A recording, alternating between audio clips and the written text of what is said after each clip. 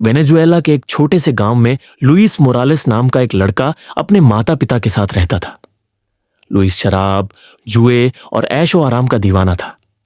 हर दिन वह अपने पिता से पैसे मांगता और जब मना कर देते तो उन्हें बेरहमी से पीटता। उसकी मां इसाबेला हमेशा डर के साए में जीती थी। उसके पिता कार्लोस एक ईमानदार गरीब किसान थे।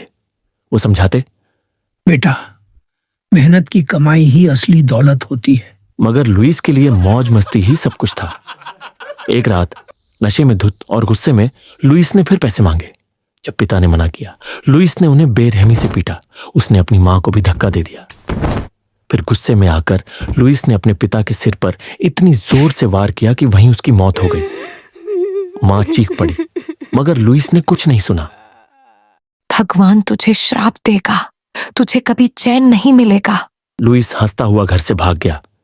उस रात लुइस शराब के नशे में एक सुनसान जंगल वाले रास्ते से गुजर रहा था। ठंडी हवा में एक अजीब सी सीटी की आवाज गूंज रही थी, कभी पास कभी दूर। लुइस ने सोचा कोई गांव वाला होगा। तभी एक पुराने पेड़ की परछाई से एक लंबा दुबला पतला खून से सना हुआ साया निकला। उसका चेहरा नहीं था, बस दो चमकती लाल आंखें, कंधे पर हड्डियों से भरी एक बोरियां। वो था एल सिल्बोन।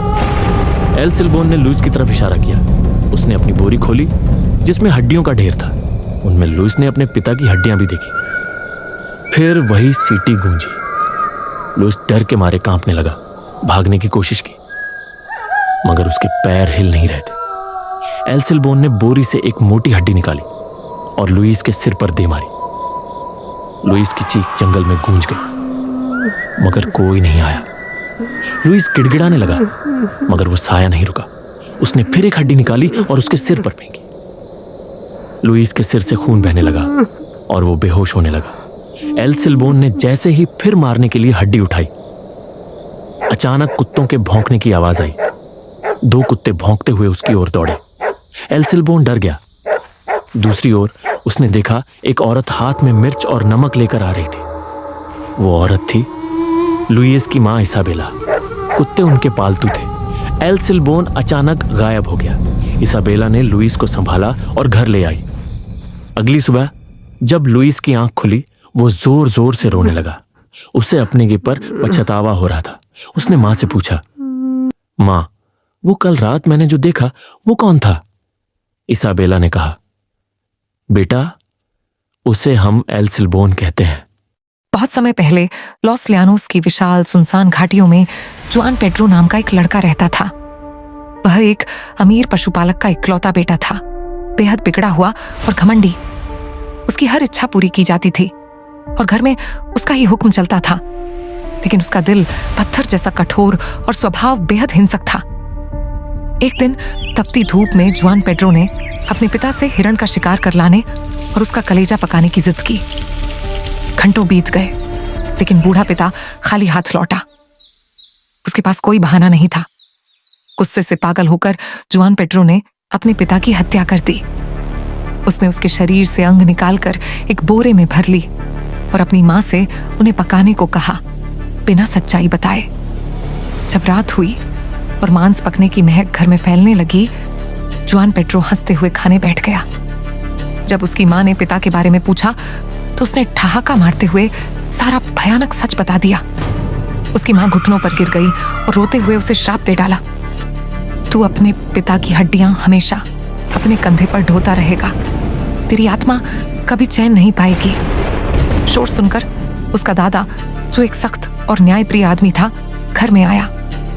सच्चाई जानने के बाद उसने जुआन पेड्रो को खंभे से बांधा, चमड़े की कोड़े से बेरहमी से पीटा और उसके जख्मों पर मिर्च और नमक रगड़ दिया। तू अपने पिता की हड्डियों का पोरा हमेशा अपने साथ ढोएगा। पागल कुत्ते तेरा पीछा करेंगे। तू इन मैदानों में हमेशा एक साए की तरह भटकेगा।